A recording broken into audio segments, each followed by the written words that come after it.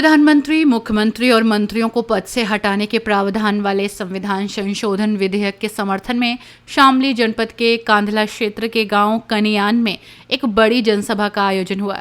कार्यक्रम में भारतीय जनता पार्टी के प्रदेश उपाध्यक्ष और विधान परिषद सदस्य यानी कि एमएलसी मोहित बेनीवाल ने ग्रामीणों को संबोधित करते हुए कहा कि ये विधेयक देश की लोकतांत्रिक प्रक्रिया को और अधिक मजबूत बनाएगा। हजारों की संख्या में जुटे ग्रामीणों ने हाथ उठाकर इस विधेयक का समर्थन जताया। बेनीवाल ने बताया कि केंद्र सरकार इस विधेयक को संयुक्त संसदीय समिति को भेज चुकी है। इसे जल्द ही लागू करने की प्रक्रिया शुरू की जाएगी। उन्होंने विपक्षी दलों सपा, बसपा, कांग्रेस और राजद पर निशाना साधते हुए कहा कि कुछ पार्टियां वर्षों से लोकतंत्र का दुरुपयोग करती रही हैं। यहां तक कि जेल में रहते हुए भी सरकार चलाने का प्रयास किया गया, लेकिन अब ऐसा नहीं चलेगा। ईवीएम को लेकर विपक्ष के आरोपों पर प्रतिक्रिया देते हुए बेनीवाल ने कहा, जब विपक्षी दल जीतते हैं तो ईवीएम ठीक होती है और जब हारते हैं तो मशीन को दोष देते हैं। उन्होंने विपक्ष पर वोट चोरी का ड्रामा करने का भी आरोप लगाया। इसके साथ ही उन्होंने जाति और धर्म के आधार पर चुनाव प्रचार न करने की अपील की और कहा कि देश को आगे ले जाने के लिए सबको एकजुटता और ईमानदारी से मतदान करना चाहिए। इसके ऊपर भी कोई ना कोई कानून बनना चाहिए ताकि लोगों को पता हो कि इस तरह लोगों को गुमराह नहीं कर सकते और हमारे यहाँ सुरक्षित करके रखना है। इसके लिए हमारी सरकार काम करेगी। पूर्व के समय में क्या होता था, एक रामपुर के नेता थे, उनकी भैंस चोरी हो गई तो पूरा पुलिस प्रशासन लग गया था, ढूंढने लगा। फिर बाद में पता लगा कि 2, 4, 5, 7, 10 दिन तक पूरा उत्तर प्रदेश का पुलिस महकमा लगा था उस भैंस को ढूंढ। अब पता नहीं वो सही ढूंढी गलत ढूंढी वो नहीं पता है, लेकिन इसके ऊपर पूरा प्रशासन, पूरा उत्तर प्रदेश उस समाजवादी पार्टी सरकार में लोगों की चिंता नहीं करते थे। वो चिंता करते थे कि उनके नेता की भैंस को कहां से ढूंढ करके लाए। इसके लिए समाजवादी पार्टी सरकार काम करती है। अब वो बात करते हैं, उनका विचार आप लोगों को मालूम है, आप लोगों ने अनुभव किया है कि कैसे इस क्षेत्र के अंदर अपराध होता था। लेकिन माननीय योगी जी के नेतृत्व में, आज माननीय मोदी जी की प्रेरणा से उत्तर प्रदेश में अपराध व्यवस्था को ध्वस्त करने का काम अगर हुआ है तो उत्तर प्रदेश में हुआ। आज अपराध के नियंत्रण के लिए पूरे देश के अंदर एक उदाहरण बन करके उत्तर प्रदेश आगे बढ़ा है। उत्तर प्रदेश पहले मालूम राज्यों की बात गिनती में होता था।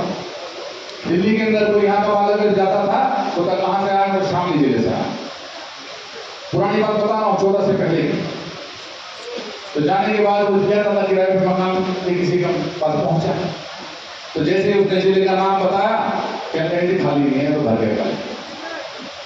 वो दूसरी जगह गया, हाथ उठा के उन्होंने हाँ भी भरी, क्या जो केंद्र सरकार के द्वारा जो नया लाया जा रहा है। अभी सदन के अंदर देश के लोकप्रिय गृह मंत्री अमित शाह जी के नेतृत्व में 30 दिन अगर कोई जेल में रहता है, मुख्यमंत्री हो, जो राज्य सरकार का मंत्री हो, ऐसे विधेयक को पारित करके डीपीसी में भेजने का निर्णय लिया गया है। और पूरे क्षेत्रवासी, जनपद के कोने कोने से आए सभी किसान भाई, मेरे युवा साथी, उन्होंने ऐतिहासिक निर्णय के लिए माननीय प्रधानमंत्री जी का और माननीय गृह मंत्री जी का अभिनंदन किया और उन्होंने समर्थन दिया कि ऐसा निर्णय जो देश ने लगभग 70-80 वर्षों तक लोग मुख्यमंत्री के पद पर रहते हुए जेल में जाने के बावजूद भी सत्ता से इसके सुख को नहीं छोड़ना चाहते थे, उस निर्णय के लिए कि वो छोड़े और अगर 30 दिन जेल में रहेंगे तो उन्हें अपना पद छोड़ना पड़ेगा। इस निर्णय का बड़े जोरदार समर्थन सबने किया, पुरजोर समर्थन किया और कहा ये ऐतिहासिक निर्णय है और देश के साथ सभी किसान भाई हम लोग खड़े हैं। अखिलेश यादव जी अब यूपी के साथ साथ जो है बिहार में भी पहुंच गए और वहाँ लगातार जो है जो आंदोलन के रूप में वो तैयारी कर रहे हैं आरजेडी वाले और कांग्रेस वाले, इसको लेकर के क्या कहोगे? अब इन्होंने एक नया वोट चोरी का विषय उठा करके लोगों को भ्रमित करने का प्रयास कर रही है। कांग्रेस और समाजवादी पार्टी वो मिल करके, जब कांग्रेस या सपा जीतती है तो उस समय चुनाव आयोग की तारीफ करती है, चुनाव आयोग अच्छा हो जाता है, जो हमारी ईवीएम मशीन है वो ठीक काम करना शुरू कर देती हैं, सारी वोटें ठीक बनती हैं।